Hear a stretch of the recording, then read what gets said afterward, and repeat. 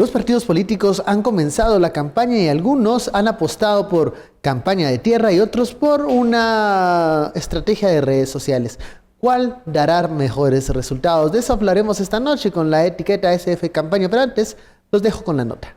Durante esta Semana Santa serán desplegados 30 inspectores del TSE, quienes estarán verificando que los partidos políticos no incurran en faltas o delitos. El vocero del tribunal explicó que las agrupaciones podrán seguir con sus actividades de propaganda, pero deben tomar en cuenta que tienen prohibido realizar eventos con imágenes y mensajes en las que se utilice la figura de la mujer o de cualquier persona en detrimento de su dignidad. Tampoco pueden otorgar u ofrecer preventas, regalos o cualquier otra retribución que implique clientelismo con fines electorales. La Inspección General ha desplegado un grupo de inspectores para distintos departamentos y lugares de la República de Guatemala para monitorear las actividades que realizan las organizaciones políticas y trasladar los reportes correspondientes por si en caso se cometió alguna falta o en este caso algo que amerite que conozca el registro de ciudadanos, que es el ente sancionador, les sea trasladado para que accionen.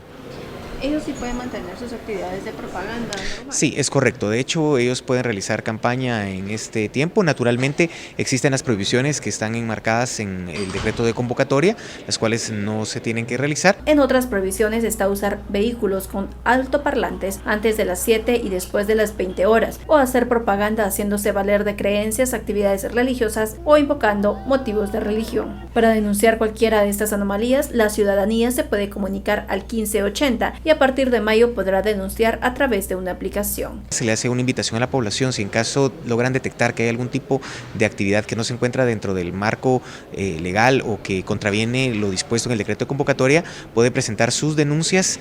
Recordemos que también se encuentra la unidad de delitos electorales del Ministerio Público y también lo pueden hacer por medio de inspección general. Naturalmente, pues se necesita en este caso que se informe de cuál es la situación o qué es lo que se está reportando para que posteriormente se investigue y así lleve el trámite correspondiente. ¿Hay algún número de teléfono que esté recibiendo específicamente llamadas o denuncias? Pueden en este caso comunicarse al 1580, es el teléfono del Tribunal Supremo Electoral, y pedir en este caso que los trasladen a Inspección General. En las elecciones pasadas, el diputado Domingo Trejo, quien buscaba la elección con la UNE, fue criticado por contratar a mujeres para que bailaran en un evento en el puerto.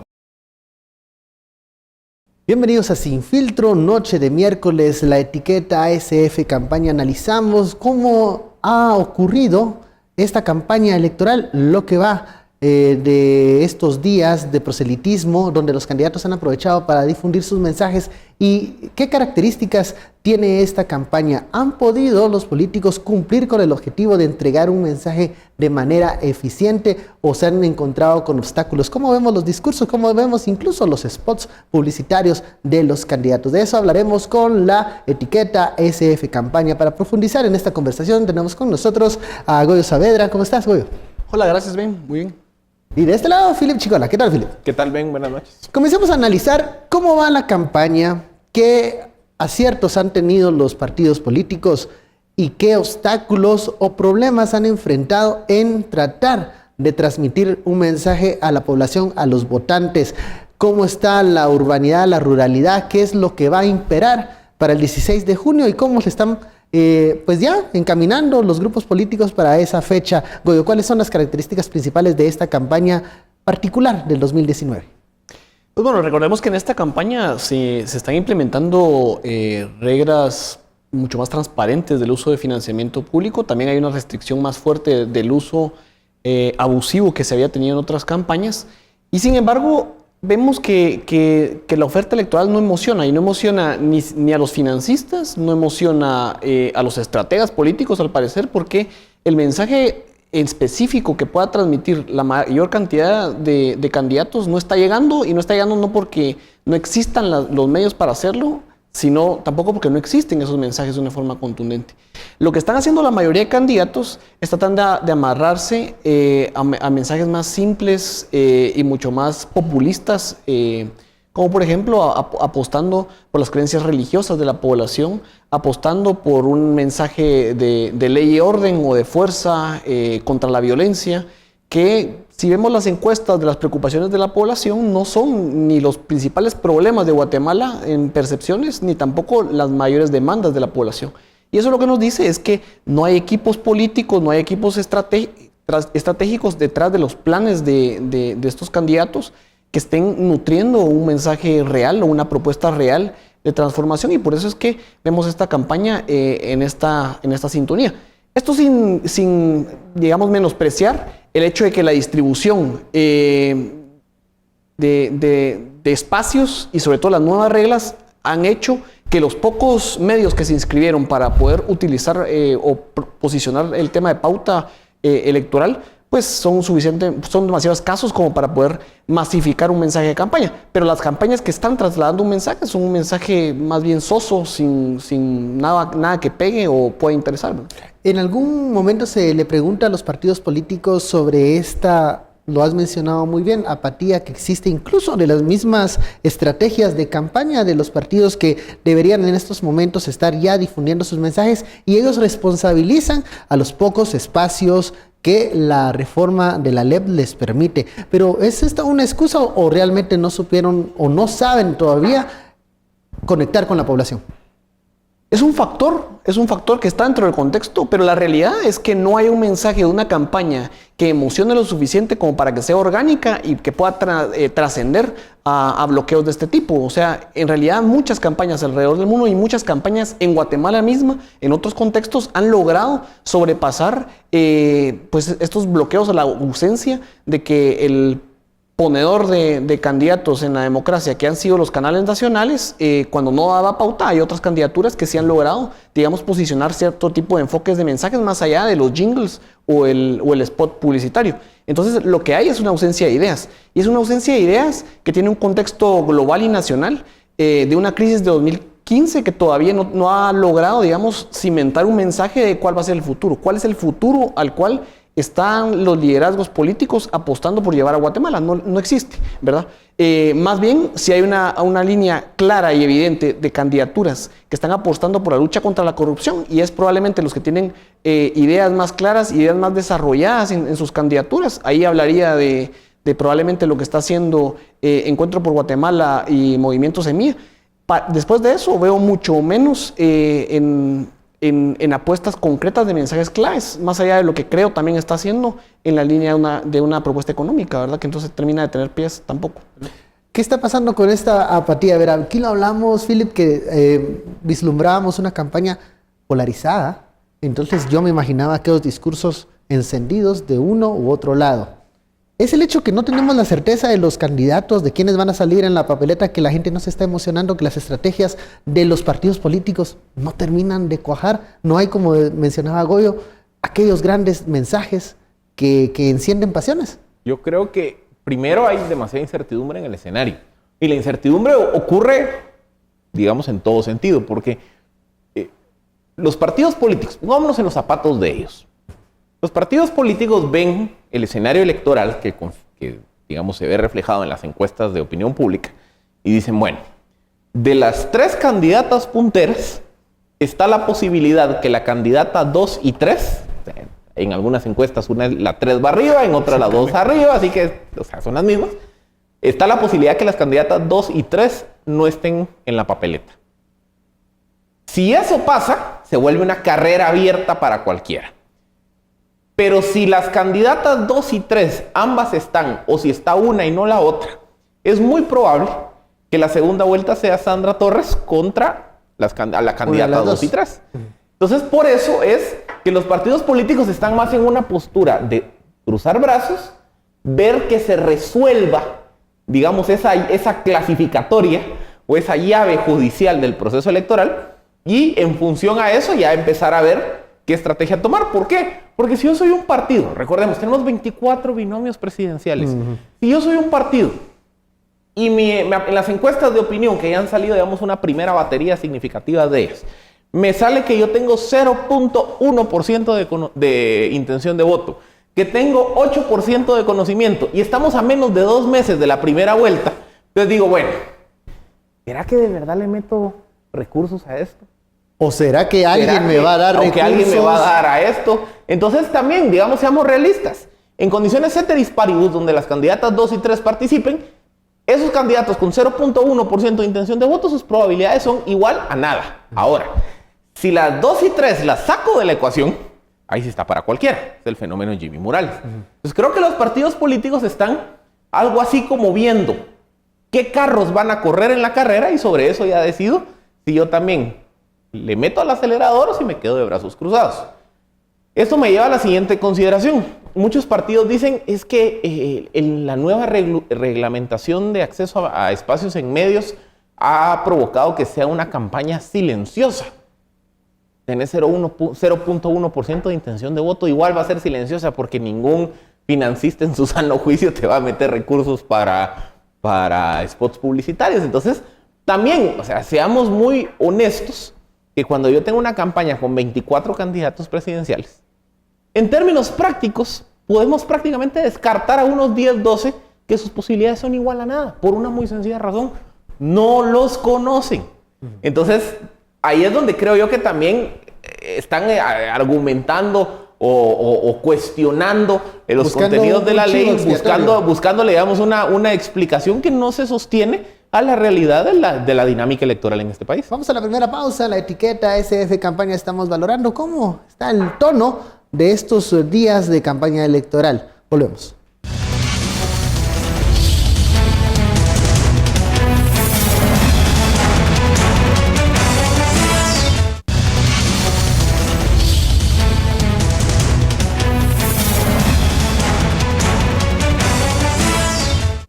Continuamos en Sin Filtro, la etiqueta SF Campaña. Si bien hablábamos en este bloque anterior que las características de la campaña 2019, que ya se implementan las reformas de 2016 con nuevas reglas del juego, más la falta de certeza de la participación de algunas candidaturas, pues hace que los partidos políticos como que estén a la expectativa de qué es lo que van a hacer o qué mensajes van a enviar o qué financiamiento van a tener finalmente. Lo que sí he visto que he caminado son las candidaturas para Congreso de la República, con diferentes estrategias, diferentes mensajes. Hablemos de dos que en el área urbana han llamado la atención, tal vez tres, que han sonado más. Creo, Semilla, con Encuentros Ciudadanos, y también hay una propuesta laboral de UNE que comenzó a llamar la atención. ¿Cómo se están transmitiendo estas campañas para el legislativo y qué impacto pueden tener en el votante de las zonas urbanas?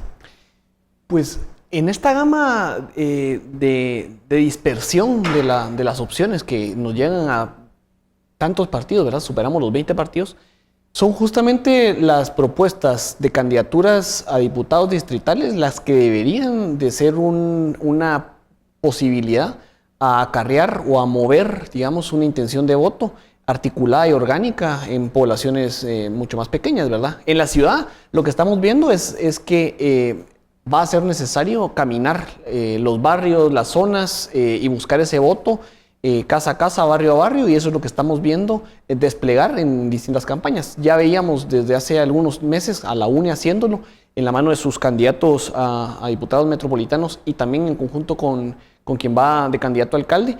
Pues las bases orgánicas de la UNE tienen, digamos, como estructura mayor peso alrededor de todo el país. En la área metropolitana no habían tenido eso y pues creo que están tratando de replicar una estrategia similar.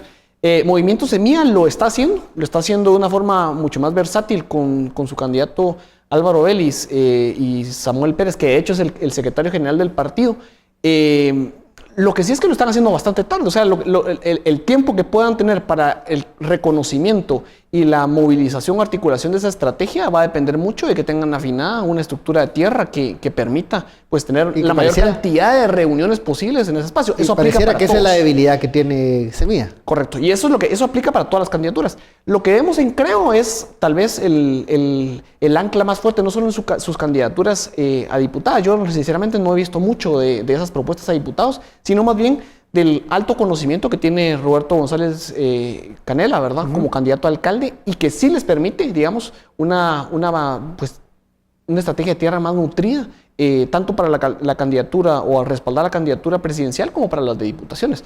Eso es lo que estamos viendo, ¿verdad? Los jingles, el movimiento va a empezar poco a poco y las candidaturas locales lo necesitan, ¿verdad? El identificar inclusive con el guacalazo, por ejemplo, en el caso de Canela, también ha sido clave y ha sido parte del posicionamiento de su propia campaña. Hablemos de estas candidaturas que sí se están moviendo. En el área urbana hemos visto, lo mencionaba ya Goyo, que van muy de la mano de la candidatura de la comuna. Tal vez porque es el ámbito más cercano, el ámbito local. ¿Qué podemos ver o qué características han tenido estas campañas? Yo creo que Semilla ha intentado, pero no termina de conectar con algunos temas importantes de la ciudad. Creo de la mano con Canela, pero ¿qué está pasando con la UNE? ¿Va a poder bajar el voto de rechazo, el llamado antivoto, en estas áreas en donde han sido pues difíciles? Empezando quizá con el tema de las campañas urbanas. A ver, no urbanas, digamos la campaña de la alcaldía de la ciudad de Guatemala. Yo creería que el spot mejor logrado de este prácticamente primer mes de campaña es un spot de Roberto González en relación al tráfico de la ciudad. Porque es no sé si lo han visto. Sí. Que habla, o sea, que básicamente cuenta la historia de una familia y de cómo el padre de familia pues está ausente porque pasa N cantidad de horas en el tráfico. Creo que es el spot mejor logrado en términos de apelar a la emotividad. Pues que no propone absolutamente nada después. Sí, no nos dice cómo ese padre de familia va a pasar más horas con sus hijos. Pero digamos que en términos de concepto, siempre en todas las campañas hay spots más emotivos que conectan, están, digamos, las canciones más pegajosas. Ese creo que es un spot que logra conectar con la emotividad. Pues que todavía no se ve un tema de propuesta urbana. Álvaro Vélez del partido Semilla le ocurre, digamos, la relación inversa. Y es que él, si ustedes lo siguen en redes sociales, constantemente está generando propuestas, ideas. Pero lo está tirando Pero está así. muy disperso.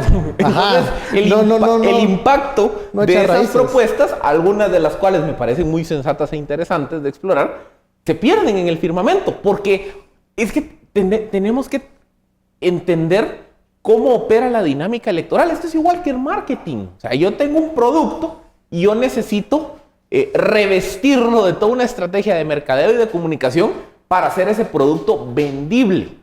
Sí, entonces, ¿qué pasa? Yo puedo tener una muy buena estrategia de mercadeo y comunicación, pero si no tengo un producto, puedo conectar y, digamos, puedo generar buena expectativa, pero no voy a vender nada. Claro. Y viceversa, yo puedo tener un buen producto, pero si no lo revisto de ese mercadeo, de toda esa dinámica comunicacional, ese producto se va a perder en el firmamento. Entonces, creo que Vélez por un lado y Roberto González por el otro son como los dos extremos distintos. Otra dinámica que me parece muy interesante de esta campaña, porque creo que nunca se había visto tan marcada como ahora, y es esa fusión entre un discurso, llamémosle, más religioso con un discurso político. Estamos viendo ya 3 partidos, el Partido Unionista, el Partido Viva y el Partido Victoria de Amílcar Rivera, que los 3 han desarrollado un discurso muy vinculado a Dios, a la religión. Lo cual es relevante porque nunca habíamos visto, incluso ni siquiera, recordemos cuando fue candidato presidencial Harold Caballeros. No, o ni siquiera cuando han sido candidatos a diferentes... Él no abogaba el tema religioso. No, exacto. Y por ejemplo, vámonos un poco más atrás en la historia.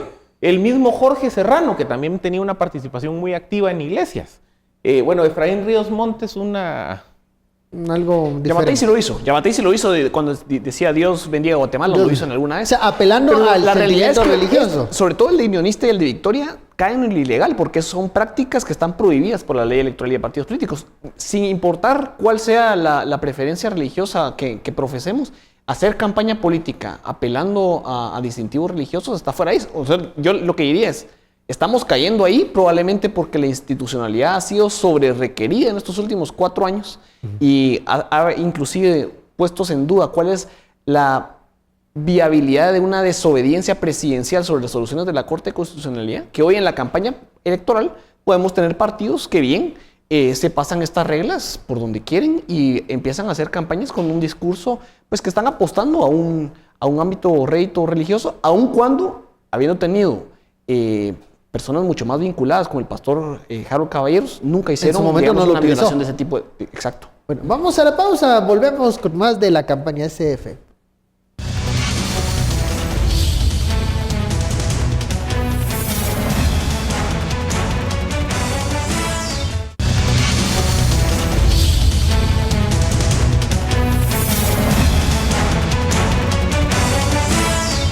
Volvemos a Sin Filtro, la etiqueta de la noche, SF Campaña. Estamos hablando de cómo están desarrollándose estas campañas electorales que están impulsando diferentes partidos políticos, ya sea para candidatura presidencial, alcaldías o diputaciones. Hablemos de la campaña de tierra de estructura, que en otros años nos hacía recordar a partidos como el PAN, en su momento, el FRG, y bueno, sí, la que aún está vigente, la Unidad Nacional de la Esperanza, que se mantiene en el país con una estructura fuerte. ¿Es el rival a vencer del resto de partidos políticos, un partido con estructura, con bases, con redes, con muchas veces vinculados a caciques locales? ¿Funciona esa estructura para una elección como la de 2019? Sí, definitivamente la UNE tiene, digamos, la posición más ventajosa en el sentido de la disputa a nivel de territorios. Y es el partido a vencer, sobre todo en el ámbito de las elecciones por el Congreso de la República. Y también lo vemos, está encabezando, pues dependiendo de las encuestas, encabeza la mayoría de las encuestas, aunque sabemos que su candidata Sandra Torres pues tiene otro tipo de deficiencia ya en el uno contra uno de candidaturas.